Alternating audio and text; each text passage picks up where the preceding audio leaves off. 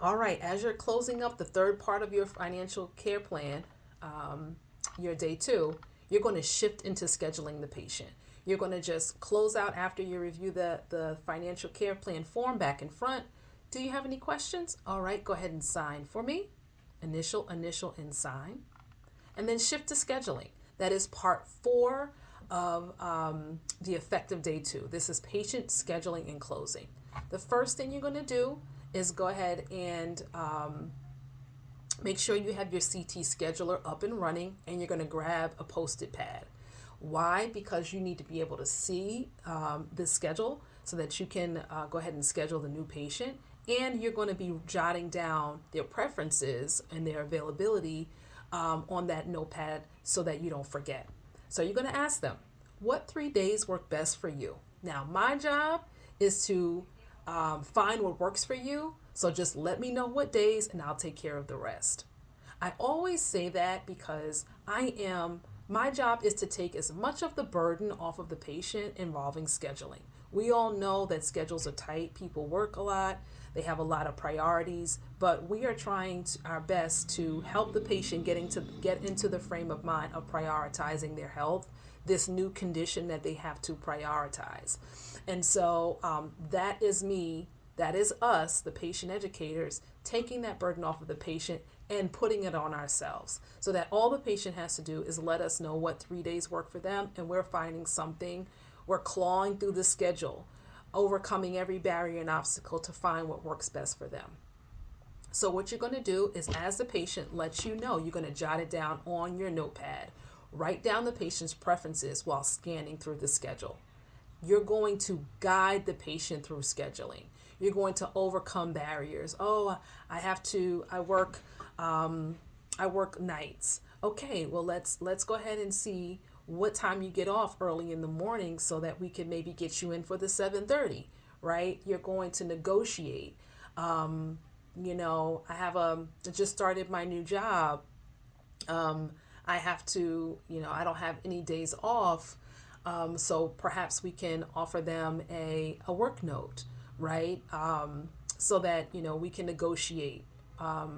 There are so many things that patients will discuss with you that could, discourage them from actually scheduling out. But you're going to listen to those things, and you're going to overcome them as best as you possibly can. Let's see. You're going to also ask what day. So once you get the patient, so for example, a patient says, yes, I can do Mondays, Tuesdays, and Fridays at these times. You're going to jot those down. Those are going to be perfect. You're going to search through the schedule. If there are any conflicts, right? So if this week, Tuesday at 2:00 is already committed, then negotiate a different time just for this week, and then they can start their normal schedule the following week, something like that. If a modality is like decompression, cold laser, shockwave are prescribed, you want to ask the patient after you get their chiro PT scheduled. You want to shift right into asking them, what day, and then suggest the day.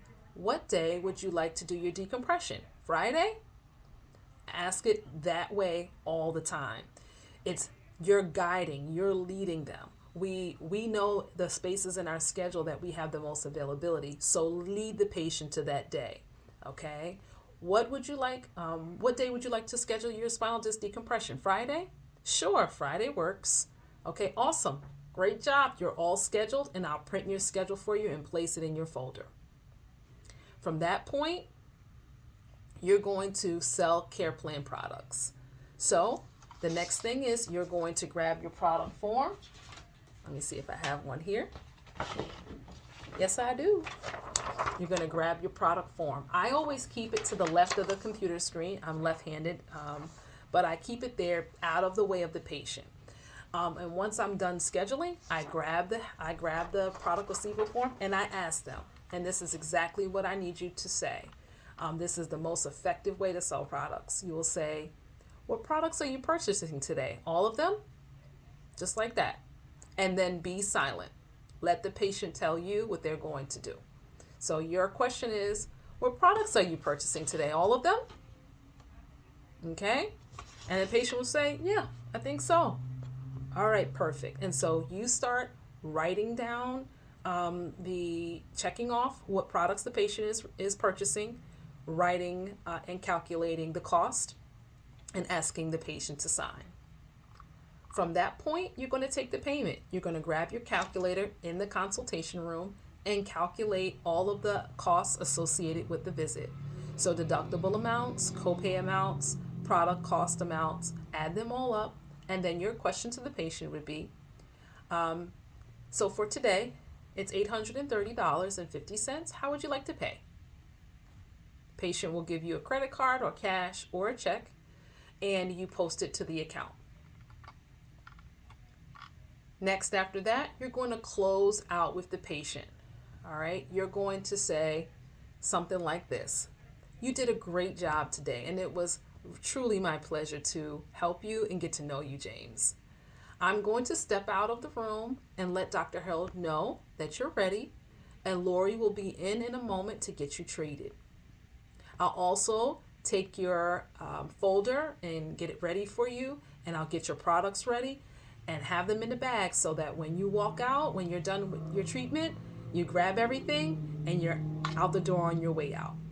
So you're going to verbalize the next steps to the patient. You're going to upfront them what comes next. Then you're also going to, if there are any things that